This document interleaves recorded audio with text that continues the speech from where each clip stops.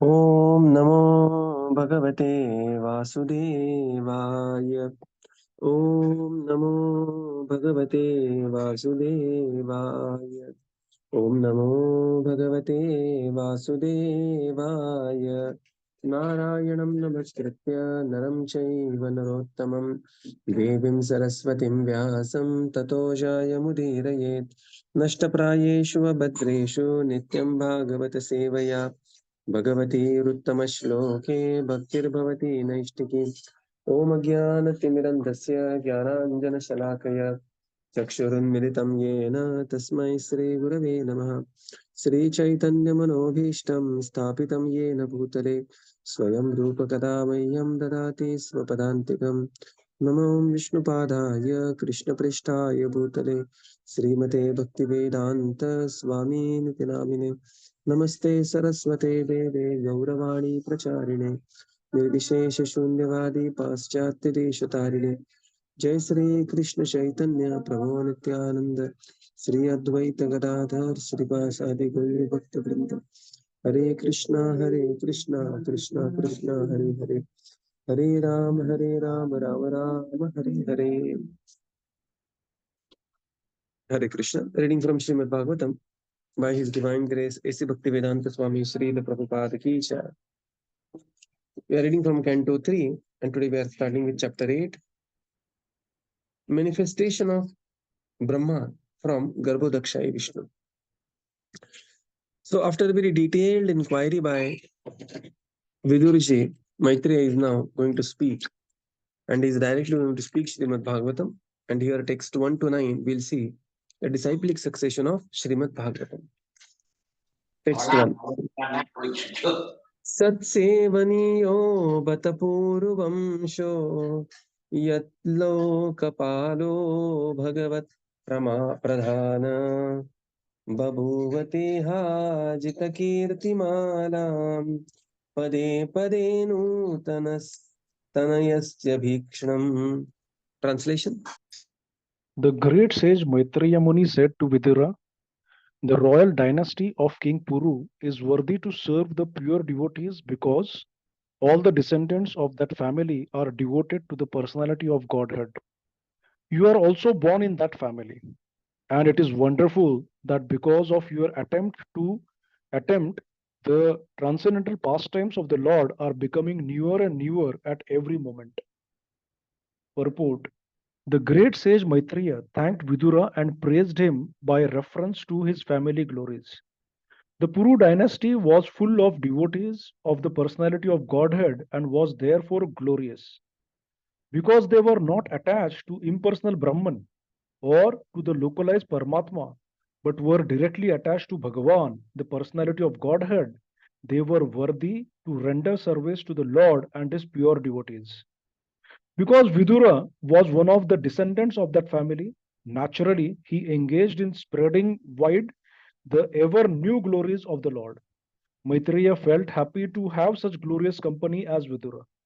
He considered the company of Vidura most desirable because such association can accelerate one's dormant propensities for devotional service. Hare Krishna. Maitreya Muni, he began to answer. He praised Vidura. He says that, my dear Vidura, you appear in the royal dynasty of the Kuru family, Puru Vamsha, and you are the worthy to serve the pure devotees. And that is the history of your Vamsha. And you are also born in that family. And you are having so many questions and such eagerness you are asking. And by your eagerness, you are making the pastimes of the Lord newer and newer at every moment. In the purport, Srila Prabhupada writes that the great sage Maitreya thanked Vidura and praised him. Why thanked him? Because he got the opportunity to speak about the Supreme Lord, and praised him because Vidura was asking perfect questions. And he gave the reference of Puru Vamsha, saying that the Puru Vamsha is known for such great personalities like you, and you are a very worthy descendant of Puru Vamsha. Why was Puru Vamsha is glorified? Because Puru Vamsha and all these great personalities, they were not just attached to some Brahman realization or localized Paramatma realization, but they were direct devotees of the Supreme Lord. And Vidura is one of the descendants there. And Maitreya Muni felt very, very happy to discuss glories of the Lord in the glorious company of Vidura. And such association, where there is discussion about the Supreme Lord, is the topic, is most desirable, because this association is very favorable to perform devotional service. Text 2, very famous verse of Bhagavatam will recite. Soham drinam kshulna sukhaya dukkham Soham Gurunam Kshulna Sukhaya Dukkham mahadgatanam viramaya tasya Mahadgatanam Viramaya Tasya pravartaye bhagavatam puranam Pravartaye Bhagavatam Puranam yadaha sakshad bhagavan rishibhyah Gadaya Sakshad Bhagavan Rishibhya. Translation. Translation. Let me now begin speaking on the Bhagavad Purana, which was directly spoken to the great sages by the personality of Godhead for the benefit of those who are entangled in extreme miseries for the sake of very little pleasure. Purport. The sage Maitreya proposed to speak on Śrīmad-Bhāgavatam because it was specially compiled and traditionally comes down in the disciplic succession for the solution of all the problems of human society. Only one who is fortunate can have the opportunity to hear Śrīmad-Bhāgavatam in the association of pure devotees of the Lord. Under the spell of material energy, the living entities are entrapped in the bondage of many difficulties simply for the sake of a little bit of material happiness. They engage in fruitive activities not knowing the implications. Under the false impression that the body is the self, the living entities foolishly relate to so many false attachments. They think that they can engage with materialistic paraphernalia forever. This gross misconception of life is so strong that a person suffers continually, life after life, under the external energy of the Lord. If one comes in contact with the book Bhagavatam as well as with the devotee Bhagavata, who knows what the Bhagavatam is, then such a fortunate man gets out of material entanglement. Therefore, Sri Maitreya Muni, out of compassion for the suffering men in the world, proposes to speak on the Śrīmad-Bhāgavatam first and last. Hare Krishna. So now, Maitreya Muni began to say, Soham dranam kshulla sukhaya dukkham mahadgatanam viramaya tasya pravartaye bhagavatam puranam. Now let me begin speaking Bhagavat Puran, which is spoken directly to the great sages by personality of Godhead, Lord Sankarshana. So Bhagavat Puran is directly spoken by Lord Sankarshana to the great sages for the benefit of those who are entangled in the extreme miseries for the sake of very meager happiness. So the extremities are extreme miseries for the sake of very meager happiness. Kshulla sukhaya dukkham mahadgatana. So dukkha is mahat, sukha is kshulla. And for the benefit of such people who are doing this kind of a business, Śrīmad-Bhāgavatam is spoken by the personality of Godhead to the great sages. In the purport, Srila Prabhupada writes that the sage Maitreya proposed to speak Śrīmad-Bhāgavatam into the answers to the questions of Vidura in answers. And the Śrīmad-Bhāgavatam is especially compiled and traditionally comes down in parampara system. And the Śrīmad-Bhāgavatam is solution to the all problems of human society. Right. So this is, very authoritatively. We have seen the chapter Bhagavatam is solution to all in the second canto. Here again the same thing. Maitreya is concluding Bhagavatam is the solution. So Śrīmad-Bhāgavatam is the solution to all the problems, and especially when we get opportunity to hear Śrīmad-Bhāgavatam in the association of the pure devotees of the Lord, that is a very rare opportunity. That is Bhagyavan Jeev. So every day morning we get this opportunity. We are directly hearing from Srila Prabhupada, Śrīmad-Bhāgavatam. So this is a very rare opportunity. Prabhupada writes here. Otherwise, the jiva is entrapped in the bondage And for very small, meager happiness, ahar, nidra, bhaya, maithunam cha, he is undergoing extreme miseries. Mahadgatanam. Bhaktivinoda Thakur writes this beautiful song. Aar ke na maya jale, podi tache jiva mina.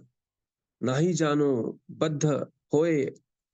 You know, ati tuchya bhoga ase, bandi hoye maya pashe. So he says that, this fish of a jiva is caught up in maya jal. Ati tuchya bhoga ase, bandi hoye maya pashe. He has. So this is the same thing. Kshulla sukhaya dukkham. Why this Kshulla Sukhaya? Because the Atma has forgotten that he is Atma and he is thinking himself is the body. And because of this, because the body is changing continuously, the soul is suffering continuously. Right? But this suffering can at once be minimized when one comes in contact with book Bhagavat and devotee Bhagavat. And Prabhupada says that is a very fortunate position. And therefore, Maitreya Muni, out of compassion, he proposed to speak Śrīmad-Bhāgavatam. Now, this section we are reading. What is the disciplic succession of Śrīmad-Bhāgavatam? How the Śrīmad-Bhāgavatam is handed over up to Maitreya and now to Vidura. Text 3.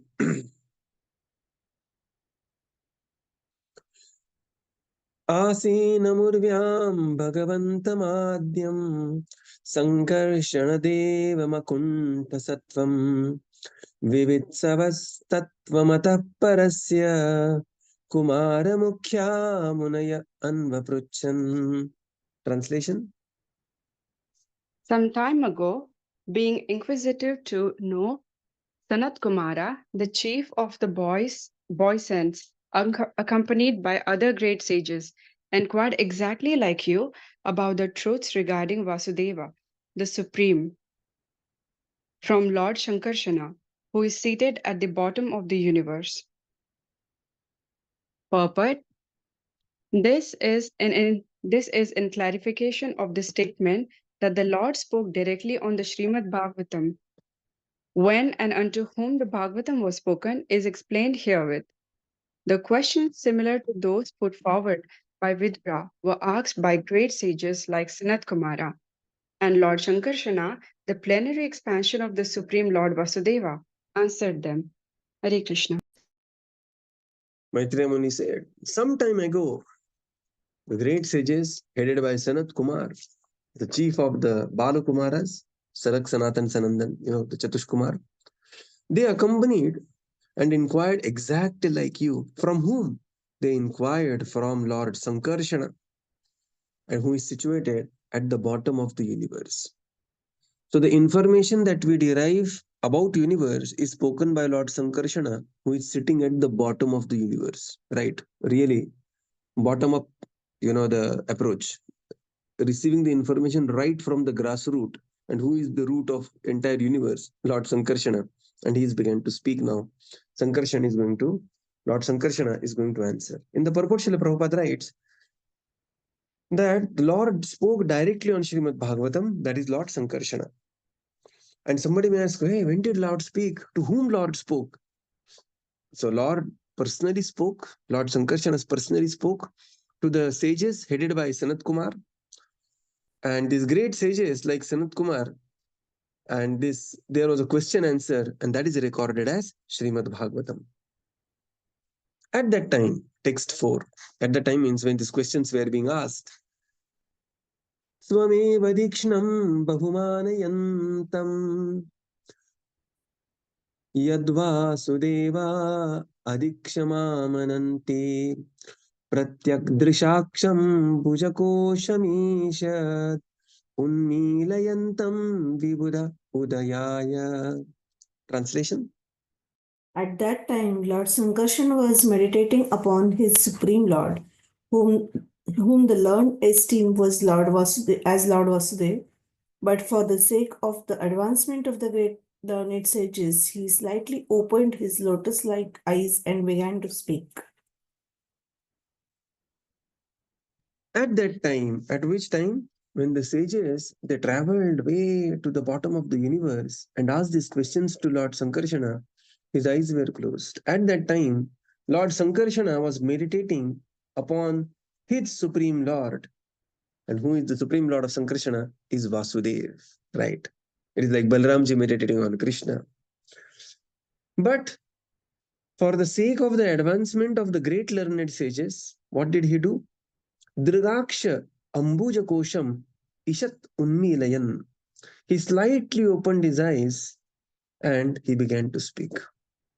So Lord Sankarsana was in deep trance, meditating on Lord Vasudev. Suddenly these questions were asked, and for the benefit of the great sages, and through the sages for the benefit of all of us, Sankarsana slightly, not full eyes, slightly opened his eyes, and he began to speak on the answers of questions to the questions of the sages.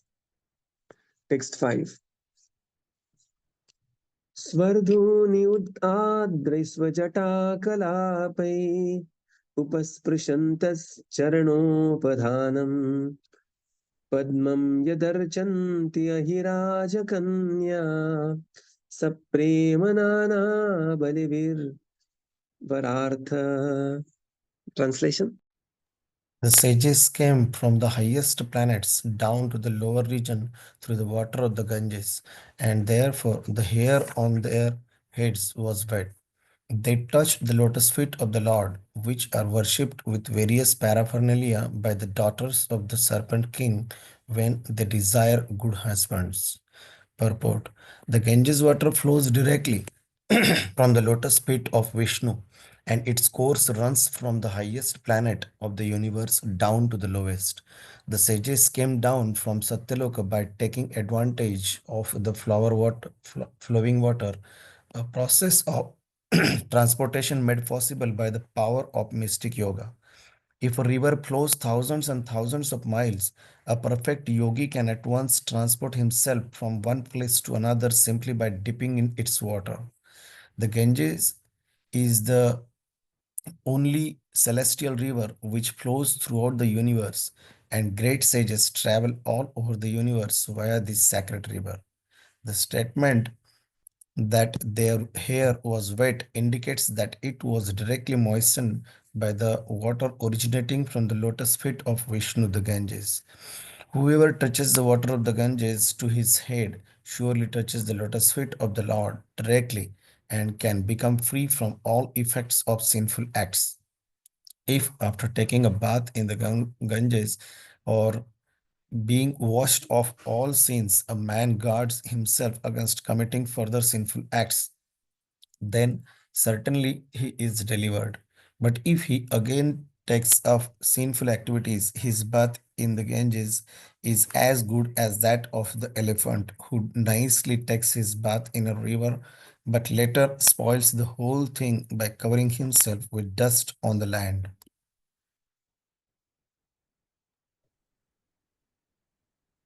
The sages came from the highest planet of Satyaloka down to the lowest, because they are approaching the bottom of the universe through the medium of Ganga river, right? And thus, because they were traveling through Ganga, their hairs on their heads were wet. They touched the lotus feet of the Lord Sankarsana. And what these lotus feet were? These lotus feet are worshipped by Ahiraja Kanya, the daughters of the serpent kings, for Varartha. Varartha means for very good husband, because they are desiring to have good husbands. The Ahiraja Kanya, the Naga Kanyas, they were worshipping the lotus feet of Lord Sankarsana. In the purport, Srila Prabhupada writes that the Ganga water flows from, it's a Charanamrit of the Lord, and flows from the lotus feet of the Lord from highest planet down to the lowest. And thus the sages traveled from Satyaloka through this flowing water. And this is a very specific siddhi, which is known as water transportation, right? And by this transport, one can just take a dip in one place and appear in another place, right? Water transportation doesn't mean they are swimming through Ganga, not like that, okay? They are not swimming through Ganga all the way from Satyalok to the bottom of the universe. They will take a dip in Satyalok and desire where they want to go, and they will appear within Ganga at another place, and that is bottom of the universe. So this is, Prabhupada says, and that's why their hairs were wet. And this is the way the yogis transport themselves. One place Prabhupada writes, even he says that many times a Kumbh Mela, many greatly accomplished sages like Naga Babas and some of the very accomplished of them, they may do such feats that they will take a dip at Himalaya and appear directly at Prayagraj. And that is possible, and that is on the recorded history also. So this is much better than the modern time of people wanting to go to another planet simply by the virtue of space. So this is not SpaceX, this is River X, right? Through Ganga, you dip in the water and take a, just appear at one place to another. And this is how you just transport yourself. Prabhupada says, whoever touches the waters of Ganga by their head, they are actually touching the lotus feet of the Supreme Lord, because the water is emanating from the lotus feet, and the Ganga, you can dip at one place and appear at another. That means the same Ganga, when you dip your head in Ganga, you are actually touching your head to the lotus feet of the Supreme Personality of Godhead. Prabhupada says Ganga is the only river which flows throughout the universe, right from the three upper, middle, and the lower planetary systems. So by taking bath in Ganga, one is surely purified of one's sinful activities, sinful reactions, provided he doesn't further commits the sin. Otherwise, people go to Ganga, take a bath, and continue with their sinful activities, waiting for the next bath. Such a sinning business will not work. And Prabhupada says that is compared to the bathing of the elephant, Manya Kunjara Shauchavat, where elephant will take very elaborate bath in the river, only to come on the banks and he will roll in the dust just to make himself again sandy. Similarly, people take bath in Ganga, purify themselves, and again engage in the sinful activities. Text 6.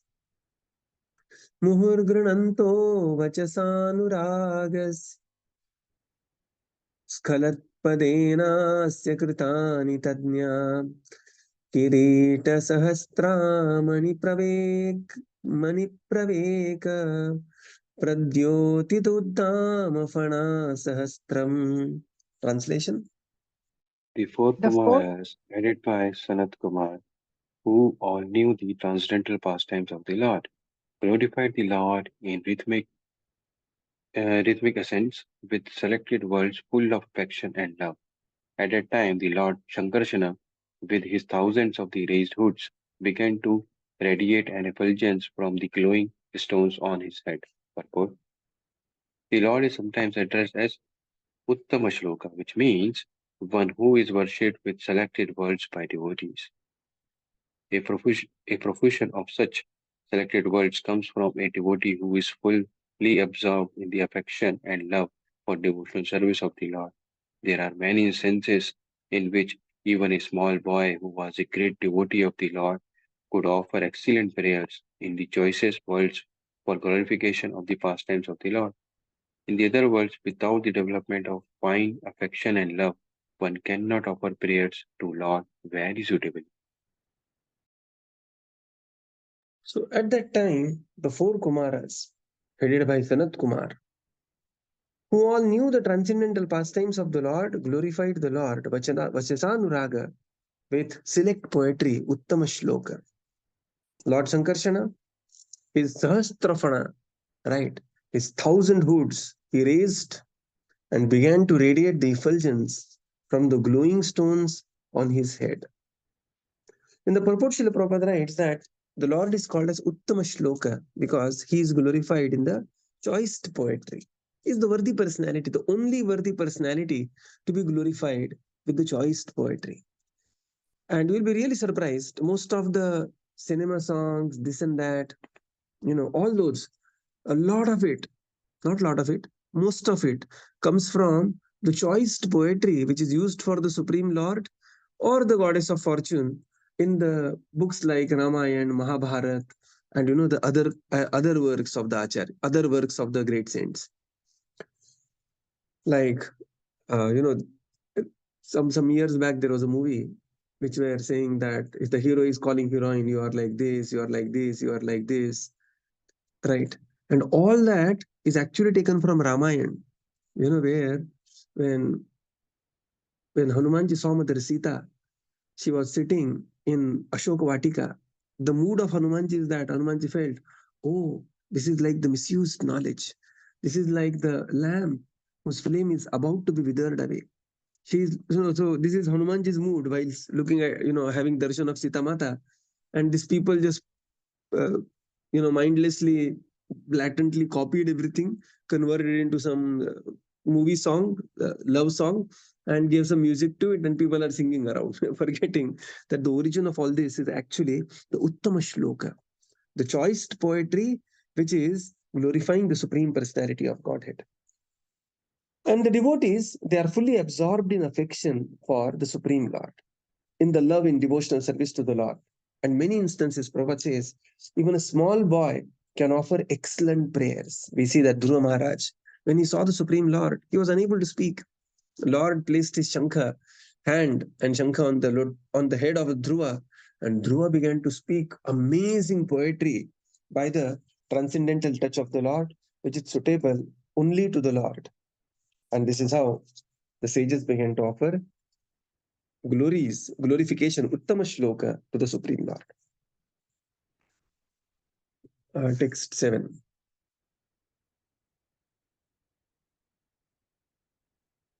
Proktam kilat Bhagavantamenam nivrittadharmairabhiratayatena Sanat Kumaraya Sachaha Prishtha Sankhyayanayan Gadrita Vrataya. Translation. Lord Sankarshana thus spoke the purport of Śrīmad-Bhāgavatam to the great sage Sanat Kumar, who had already taken the vow of renunciation. Sanat Kumar also, in his turn, when inquired of by Shankhayan Muni, explained Śrīmad-Bhāgavatam as he had heard it from Sankarshan. Purport. This is the way of the Parampara system. Although Sanat Kumar, the well-known great saintly Kumar, was in the perfect stage of life, still he heard the message of Śrīmad-Bhāgavatam from Lord Sankarshan. Similarly, when he was questioned by Shankhayan Rishi, he spoke to him the same message he had heard from the Lord Sankarshan. In other words, unless one hears from the proper authority, one cannot become a preacher. In devotional service, therefore, 2 items out of the 9, namely hearing and chanting, are most important. Without hearing nicely, one cannot preach the message of Vedic knowledge. Yeah. So this knowledge was received by Sanat Kumar, the chief of the Kumaras, very famous personality, Sanat Kumar. So Lord Sankarshana spoke this knowledge to Sanat Kumar, and Sanat Kumar, he spoke this knowledge to Sankhyayana Muni. Sankhyayana Muni, next verse it will come, he spoke this knowledge to Parashara Muni, and Parashara Muni spoke this knowledge to Maitreya, and Maitreya is going to speak this knowledge to Vidura. And this is the Parampara system. In the purport, Srila Prabhupada writes, this is the way of Parampara system. Although Sanat Kumar, a very well-known saintly personality, extremely accomplished personality, but he sat at the lotus feet of Sankarshana and heard from Lord Sankarshana. And then, when he was questioned, he did not concoct some imagination from his own mind. He spoke the knowledge same as it is to Sankhyayana Muni. And later, Sankhyayana Muni spoke to Parashara Muni, and Parashara Muni spoke to Maitreya, and Maitreya Muni is speaking to Vidura. Prabhupada says, without hearing properly, one cannot preach the message of the Vedic knowledge. And that's why Bhaktisiddhanta Saraswati Maharaj, he observed Srila Prabhupada and he said that he hears nicely. I observed him, he said, he hears very nicely, right? That very famous pastime. When everybody was very eager to go to in Vrindavan, they announced that all the yatris, you have 2 choices. Either you can sit here and Maharaj will continue, Bhaktisiddhanta Saraswati Maharaj will continue his katha, or you can go and have the darshan of one particular temple. And Prabhupada was sitting in the audience, and Prabhupada chose to sit down and hear. And later, Siddhanta Saraswati said, I have marked him. He hears very nicely, right? So without, Prabhupada says that out of the 9 processes, these 2, Shravanam and Kirtanam, they are most important. And without proper Shravanam, one cannot do proper Kirtanam. Without hearing nicely, one cannot preach the message of Vedic knowledge properly. So we will conclude here and continue tomorrow. Srila Prabhupada ki jai, Gaura Bhakta Vrinda ki jai. Thank you, Prabhupada. Thank you, everyone. Hare Krishna. Thank you, Prabhuji. Thank you, Prabhuji. Hare Prabhupada, Krishna. thank you, Prabhuji. Hare Krishna. Thank you, Prabhuji. Hare Thank you, Krishna. Prabhupada. Thank you, Prabhuji. Hare Krishna. Thank you, Prabhupada. Thank you, Prabhuji. Hare Krishna. Prabhuji, Hare Krishna. Thank you, Prabhupada. Thank you, Prabhuji. Hare Krishna.